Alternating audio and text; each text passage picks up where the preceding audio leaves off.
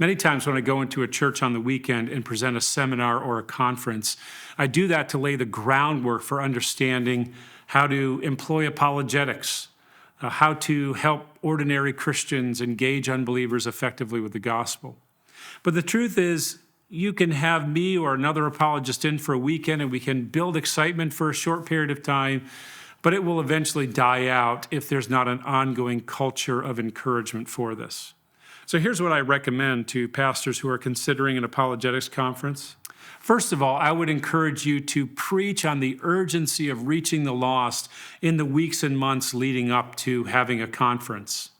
That is, if people aren't bothered by this need for the lost to be saved, and they aren't tormented by the question, how do we reach our community, our city, our town, then the teaching that I present or another apologist presents is not going to be as effective, because if there's no sense of need, then there's not a hunger for the answers.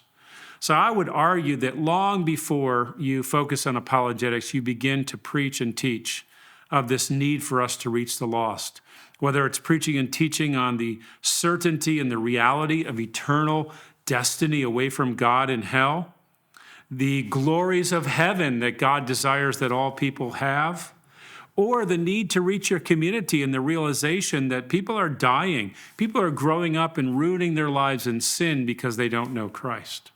So by building that sense of urgency that we need to reach this community, it creates a desire for an answer for how do we do that. Secondly, I would say, contrary to the way that many churches operate, there needs to be an ongoing encouragement about sharing the good news of Jesus. That is, one weekend of training or one conference is great to supercharge the desire and maybe even the ability to effectively engage unbelievers with the gospel. But there needs to be ongoing training.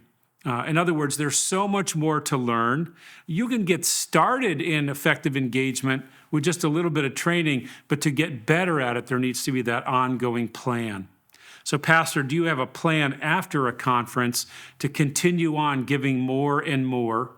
I don't believe apologetics is the only thing a church should teach. Should be teaching sound doctrine and practical Christian living and dealing with ethical topics today and counseling people through their problems.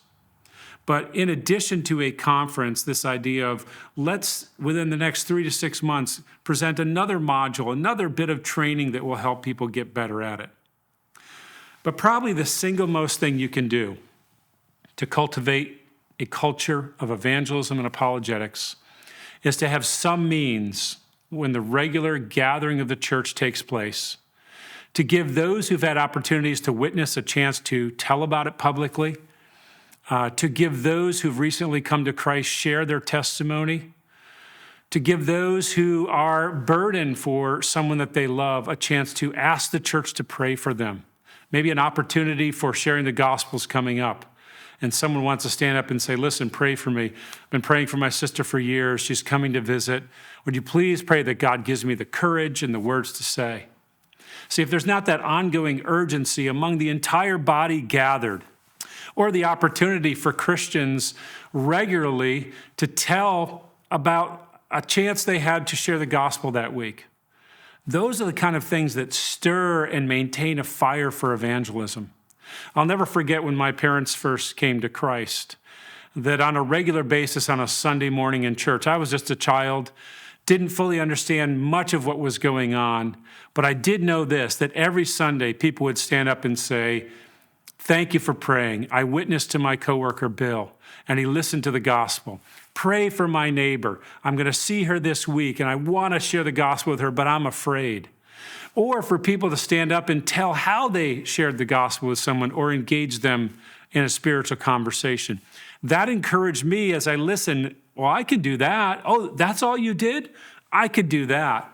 And unfortunately, many Christians think that engaging an unbeliever with the gospel has to be some big, dramatic, skilled event that leaves you exhausted afterward and required years of preparation. Whereas if we hear stories of people and the way they look for opportunities to share the gospel, it encourages people in the pew to think, that's something I can do as well. And here's my vision for you, Pastor. What would it be like if every Christian in your church each week was looking for opportunities. They were encouraging one another, praying for one another, exhorting one another, sharing ideas of how to share the gospel. And then they came and gathered on a Sunday, excited about what the gospel had done that week. I believe that would transform a church, and I think that is mostly what is needed in the church in the United States and around the world today. We get caught up in secondary issues because we are not pressing forward in the gospel. Doctrine matters, theology matters, but sometimes we forget that if we don't put our focus outward on reaching the lost, we can become obsessed and interested in minute topics which really have no eternal value. So I encourage you to think about how to cultivate that culture of evangelism and apologetics in your church so that people are regularly inflamed again with the passion for reaching the lost.